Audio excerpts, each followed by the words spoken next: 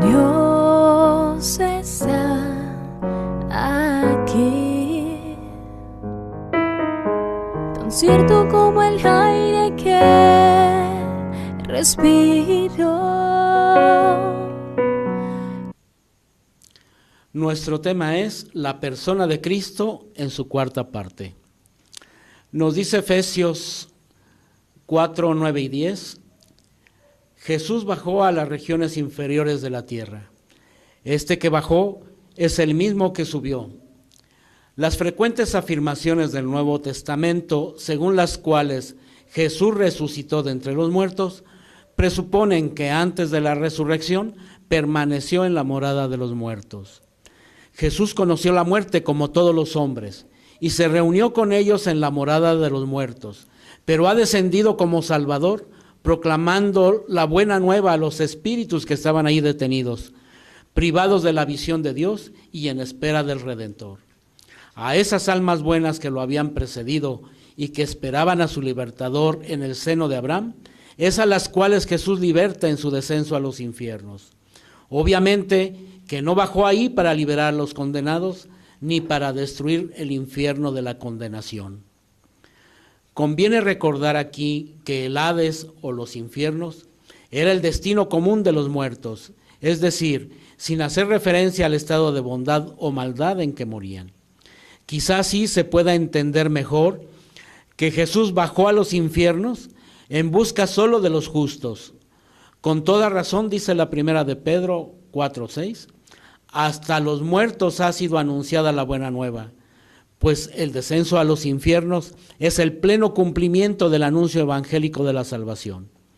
Esta es la última fase de la misión mesiánica de Jesús. Cristo, pues, bajó a la profundidad de la muerte para que los muertos oigan la voz del Hijo de Dios y los que la oigan vivan. En adelante, Jesús resucitado tiene las llaves de la muerte y del Hades, y al nombre de Jesús toda rodilla se doble en el cielo, en la tierra y en los abismos. Nos dice Hechos 13, 32 y 33. Os anunciamos la buena nueva de que la promesa hecha a los padres, Dios la ha cumplido en nosotros los hijos, al resucitar Jesús. La resurrección de Jesús es la verdad culminante de nuestra fe en Cristo, creída y vivida por la primera comunidad cristiana como verdad central, establecida en los documentos del Nuevo Testamento y predicada como parte esencial del misterio pascual. El misterio de la resurrección de Cristo es un acontecimiento real que tuvo manifestaciones históricamente comprobadas, como lo atestigua el Nuevo Testamento. Ya San Pablo, hacia el año 56, les escribía a los corintios, porque os transmití en primer lugar lo que a mi vez recibí, que Cristo murió por nuestros pecados, según las Escrituras, que fue sepultado y que resucitó al tercer día, según las Escrituras, que se apareció a Cefas y luego a los 12. El sepulcro vacío ha constituido para todos un signo esencial en el marco de los acontecimientos de la Pascua. Su descubrimiento por los discípulos fue el primer paso para el reconocimiento del hecho de la resurrección. ¿Por qué buscar entre los muertos al que vive? No está aquí, ha resucitado. El discípulo que Jesús amaba afirma que al entrar en el sepulcro vacío y al descubrir las vendas en el suelo, veamos Juan 26, vio y creyó. Eso supone que constató en el estado del sepulcro vacío que la ausencia del cuerpo de Jesús no había podido ser obra humana y que Jesús no había vuelto simplemente a una vida terrenal como había sido el caso de Lázaro.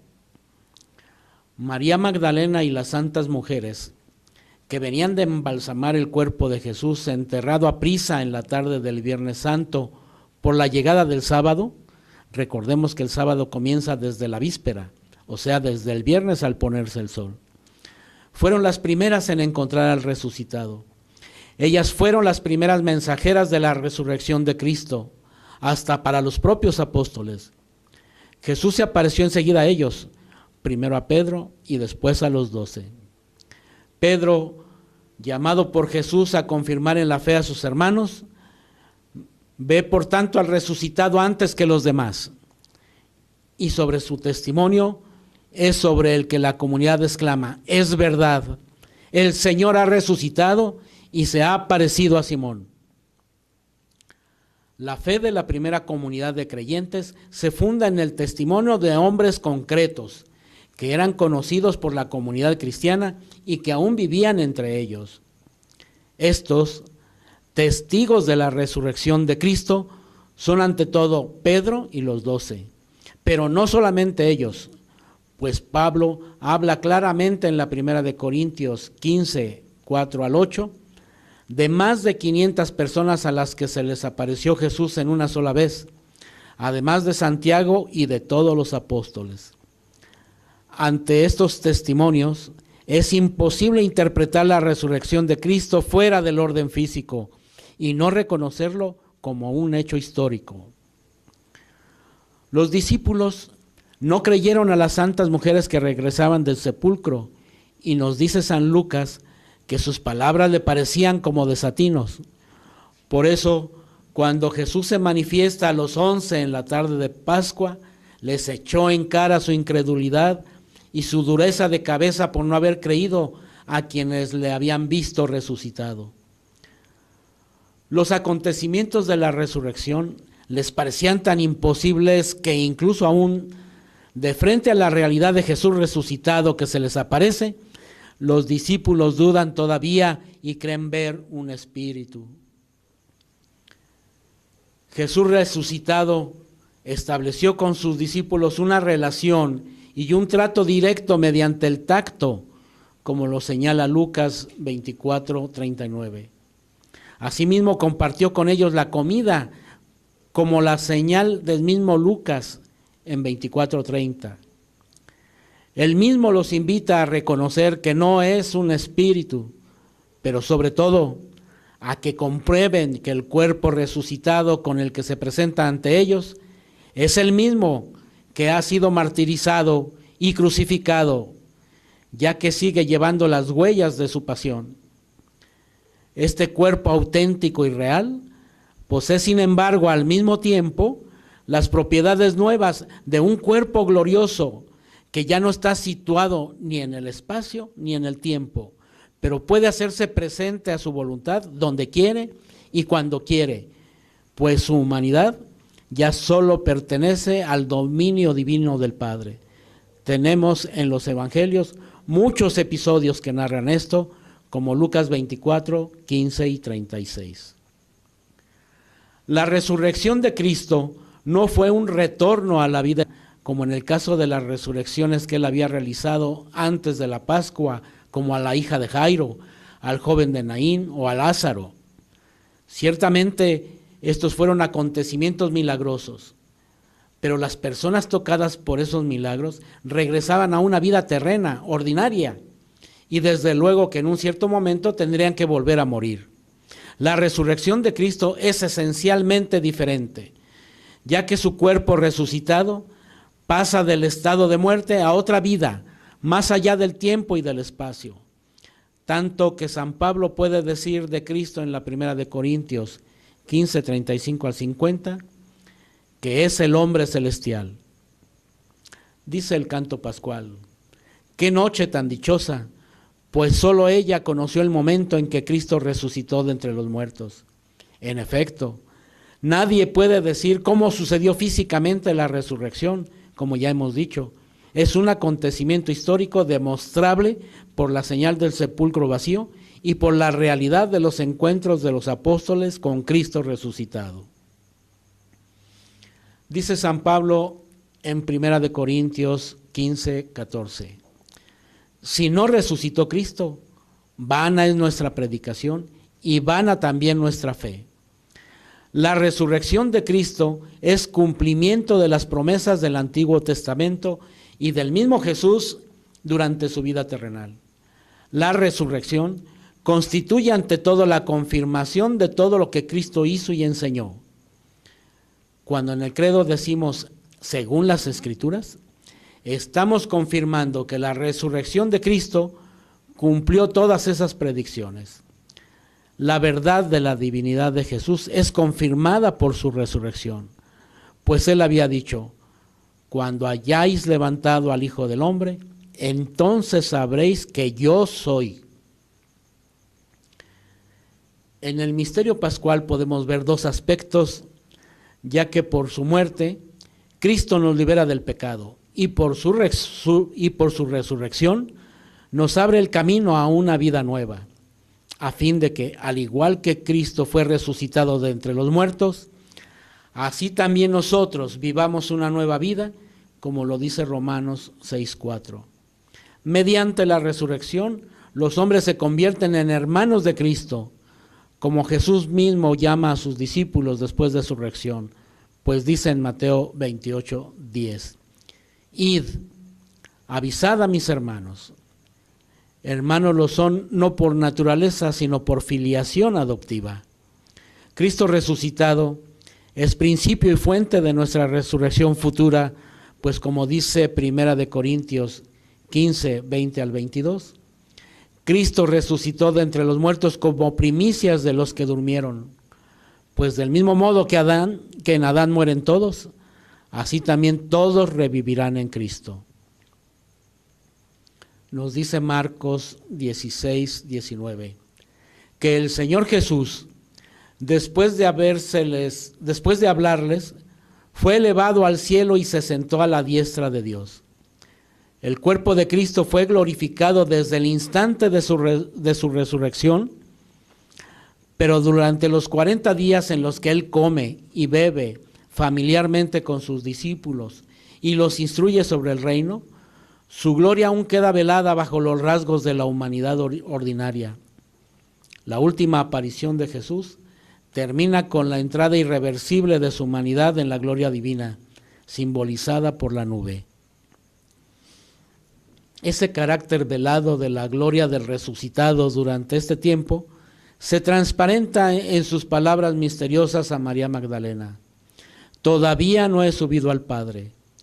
Vete donde los hermanos y diles: subo a mi Padre y vuestro Padre, a mi Dios y vuestro Dios. Así pues, el que salió del Padre puede volver al Padre.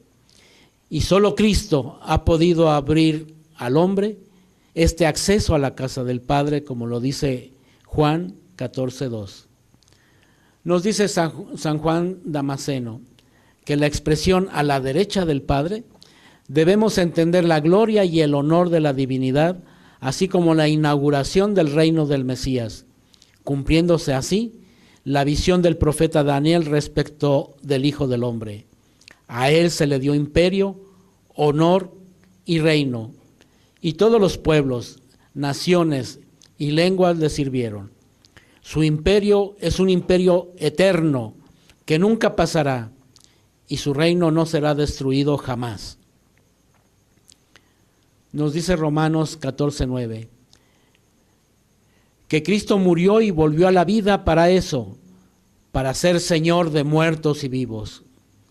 Nos dice el canto del primer capítulo de Efesios que Jesucristo es Señor porque posee todo poder en los cielos y en la tierra, y está por encima de todo principado, potestad, virtud y dominación, porque el Padre sometió todas las cosas bajo sus pies. Cristo es el Señor del cosmos y de la historia, y en Él la historia de la humanidad, incluso toda la creación, encuentran su recapitulación y su cumplimiento trascendente. Como Señor, Jesucristo es también la cabeza de la iglesia, que es su cuerpo. Ya glorificado y habiendo cumplido así su misión, permanece en la tierra en su iglesia. Sin embargo, el reino de Cristo, presente ya en su iglesia, no está todavía acabado. Este reino aún es objeto de los ataques de los poderes del mal. A pesar de que esos poderes del mal hayan sido vencidos desde su raíz por la Pascua de Cristo. Mientras no haya nuevos cielos y nueva tierra en los que habite la justicia, la iglesia continúa como peregrina en este mundo que pasa Y por esa razón, los cristianos ruegan a Dios, sobre todo en la Eucaristía, para que se apresure el retorno de Cristo, como lo señala la segunda de Pedro 3, 11 y 12, y repitiendo la súplica confiada que viene al final del libro del Apocalipsis: ven, Señor Jesús. Decimos que el tiempo presente es el tiempo del Espíritu, pues recordemos que Jesús al partir nos dijo: les conviene que yo me vaya para que venga el Espíritu Santo. Pero es también un tiempo marcado todavía por una tristeza que afecta también a la iglesia e inaugura los combates de los últimos días, de los cuales nos previene la primera carta de Juan. Este es, pues, un tiempo de espera y de vigilia, pues la venida de Cristo se puede cumplir en cualquier momento. Aunque tal acontecimiento está en manos de Dios, esa venida gloriosa del Mesías la podemos considerar muy vinculada al hecho de que todo Israel reconozca a Jesús como el Mesías. Así lo dice Romanos 11:26. Ahora bien, Mateo 24:12 nos advierte que la prueba final que sacudirá la fe de numerosos creyentes antes de que sea la venida de Cristo, por su parte Apocalipsis 20:12, nos dice que el triunfo de Dios sobre la rebelión del mal tomará la forma de juicio final.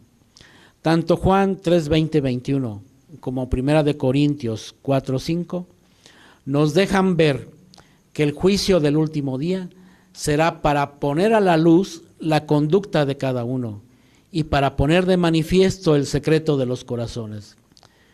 Jesús dirá en el último día: cuanto hicisteis a cada uno de estos hermanos míos más pequeños, a mí me lo hicisteis.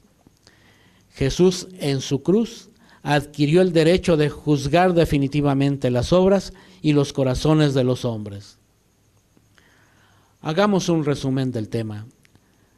Jesús bajó a las regiones inferiores de la tierra y conoció la muerte como todos los hombres.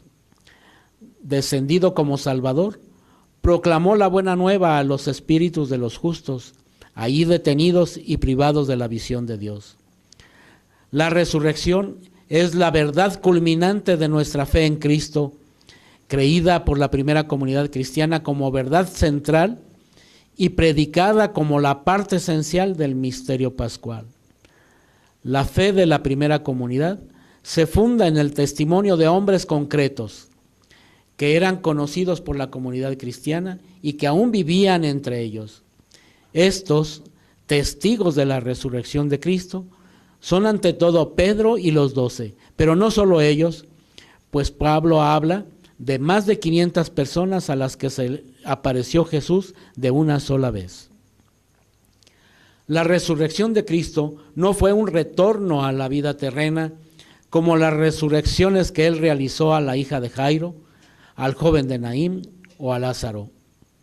Es esencialmente diferente, ya que su cuerpo resucitado pasa del estado de muerte a otra vida, más allá del tiempo y del espacio.